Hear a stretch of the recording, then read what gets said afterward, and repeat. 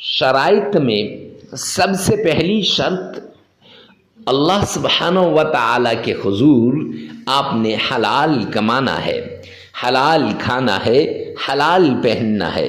क्यों? सरवर कौनैन ने फरमाया अल कासिबो हबीबुल्लाह, मेहनती अल्लाह का दोस्त है, और आपने मेहनत करनी है। और दूसरी एक हदीस पाक में सरवर कौनैन ने फरमाया जो शख्स हराम का एक लुकमा खाता है तो 40 दिन तक उसकी कोई इबादत कबूल नहीं होती, न नमाज कबूल होती है, न उसकी और कोई इबादत कबूल होती है।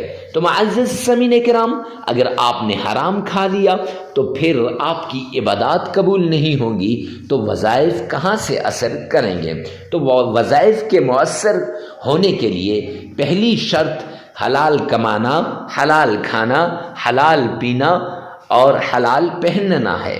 तो इसलिए आपने पहली शर्त पर अमल करते हुए हलाल कमाना है, हलाल खाना है और हलाल पहनना है। दूसरी शर्त, आपने नमाज की पाबंदी करनी है। क्यों? अल्लाह का ऐलान है कुरान पाक के अंदर, वमन आरद अन ज़िक्री फ़इन्न लहू मईशतन ज़न्का, जो मेरे सामने झुकने से इराज करेगा, जो मेरी याद से गाफिल होगा, जो मुझे याद नहीं करेगा, कुरान की तिलावत नहीं करेगा, नमाज नहीं पढ़ेगा, फरमाया फ़इन्न लहू मईशतन ज़न्का, मैं उसकी मईशत को तबाह बर्बाद करके रख दूंगा। तो जब अल्लाह किसी की मईशत को तबाह बर्बाद कर दें तो कोई है जो उसकी मईशत को सही कर सके?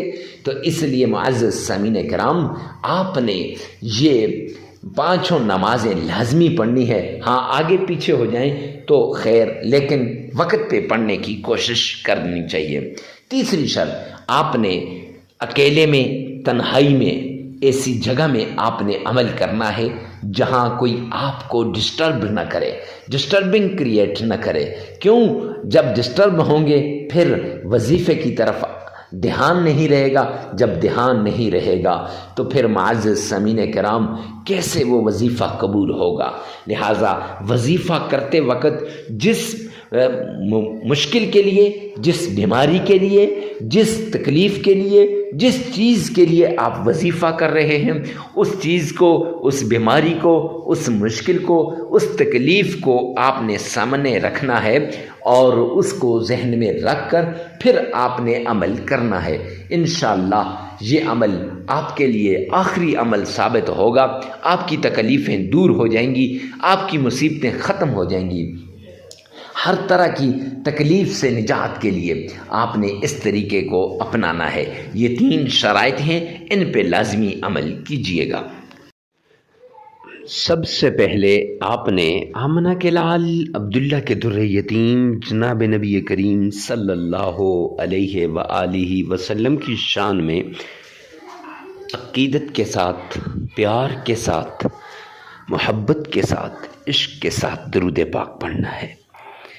मुअज़्ज़ज़ समीन किराम, दुरूद पाक इस तरीके से पढ़ना है गोया आप रोज़े रसूल की जालियों को थाम के खड़े हैं, या आपने आका के रोज़े की जालियों को थाम रखा है, या आप आका के रोज़े की जालियों के सामने खड़े हैं।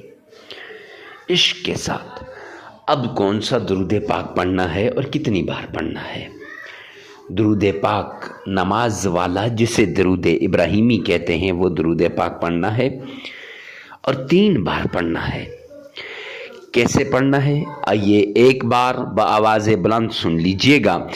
अल्लाहुम्मा सल्लि अला मुहम्मद व अला आलि मुहम्मद कमा सल्लैता अला इब्राहीम व अला आलि इब्राहीम इन्नका हमीदुम मजीद।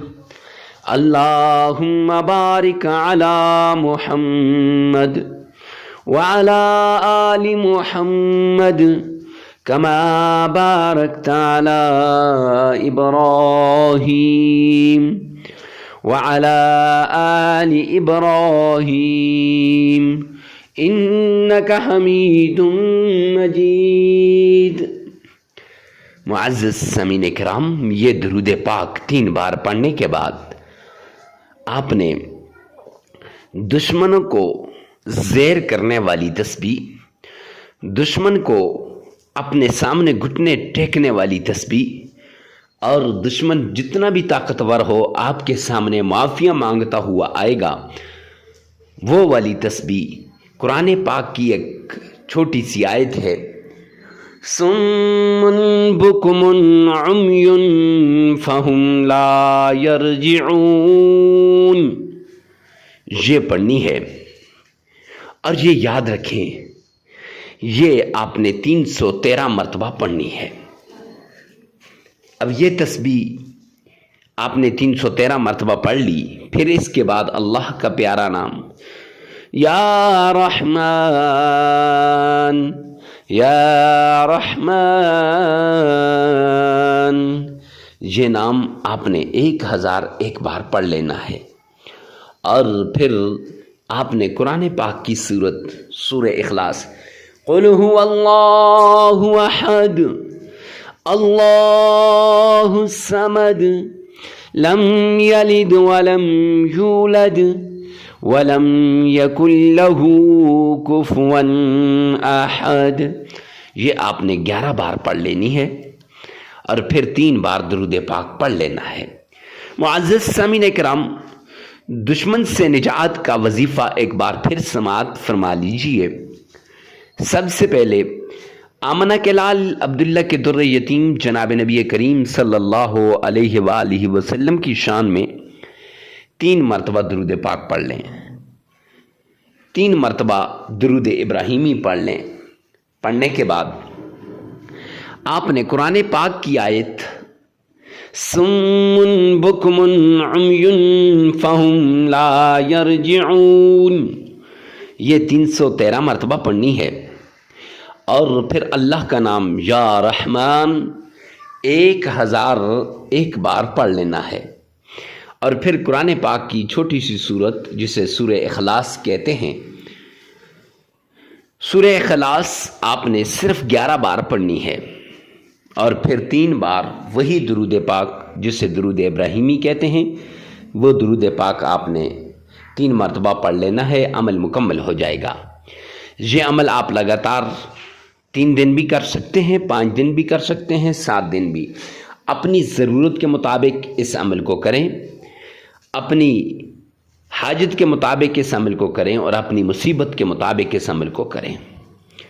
ایک بات لازمی یاد رکھیں کہ ویڈیو کو ثواب کی نیت سے صدقہ جاریہ سمجھ کر آگے شیئر کرنا مت بھولیے گا، ہو سکتا ہے کہ آپ کی ایک شیئر سے کسی کی زندگی بدل جائے، اور تنہائی کے اندر اس عمل کو کرنا ہے، اکیلے میں کرنا ہے، جہاں کوئی ڈسٹربنگ پیدا کرنے والا نہ ہو، ایسی جگہ میں بیٹھ کر اس عمل کو آپ نے کرنا ہے۔ اللہ میرا اور آپ کا حامی و ناصر ہو۔ والسلام۔